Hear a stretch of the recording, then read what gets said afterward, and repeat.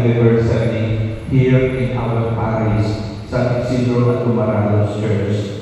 And we look forward sa pagdiriwang nyo ng Golden Wedding Anniversary dito pa rin, para dito na lang ako hindi ma-transfer. 55 years aking bilangin ulit. It is always the dream of the wife and the husband on their wedding day that their marriage will last forever. This is not the dream of God. This is His very command. Hindi ito pinapangarap ng Diyos. Ito mismo ay Kanyang utos. Kaya He made marriage a sacred institution. He made marriage a sacrament of His love for the wife and the husband. Ano itong sacrament na ito? It's an outward sign wherein God's grace flows. At dito nalalaman ninyo ang biyaya ng Diyos na Kanyang kaloob sa inyong dalawa. Biyaya ng katapatan, biyaya ng pagmamahal, biyaya ng pag-uunawaan, biyaya ng pagpapatawaran, biyaya na kung saan higit na nagiging makahulugan ang iyong pagsasama. As the years go by, you are counting years already in your married life. Sa pangarap din ng mag-asawa ay magkaroon ng anak.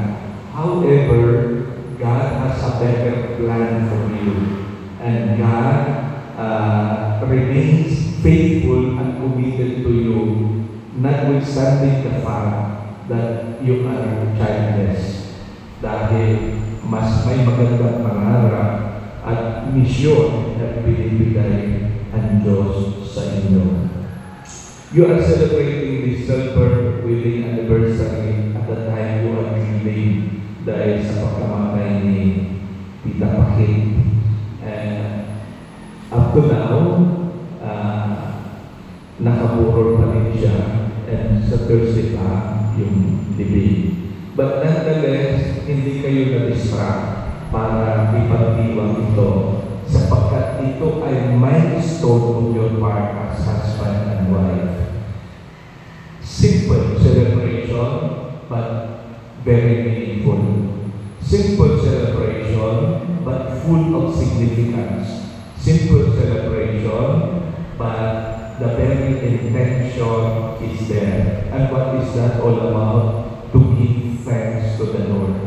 Kaya you do it in the context of the Eucharist dahil kinikilala ninyo that God is part of your decision as husband and wife. There is no such thing as a perfect marriage. Marriage is not made in heaven. Marriage is made here on earth with all your shortcomings, with all your limitations, and with all your imperfections.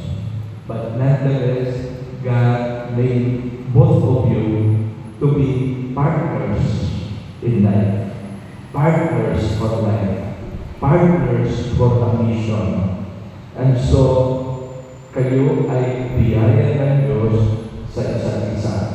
At hindi lang iyan biyaya para sa inyo, kundi biyaya din para sa iba.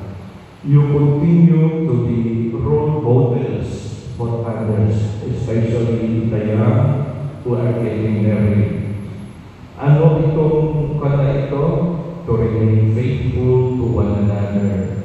To enter into that covenant wherein you dare to say, I take you as my wife, I take you as my husband, for better, for worse, for richer, for poorer, in sickness or in health, till death do us part.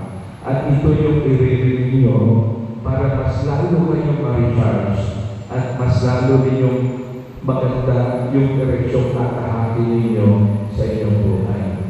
Our classmates, some of them are here, but I saw also in our chat group na others could not make it but we are one with us in spirit.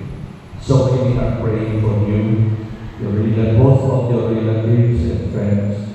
And so today, we thank the Lord for the gift of faithfulness, and at the same time, we ask the Lord for renewing you in your marital commitment and for renewing you to become better and best husband and wife to each other.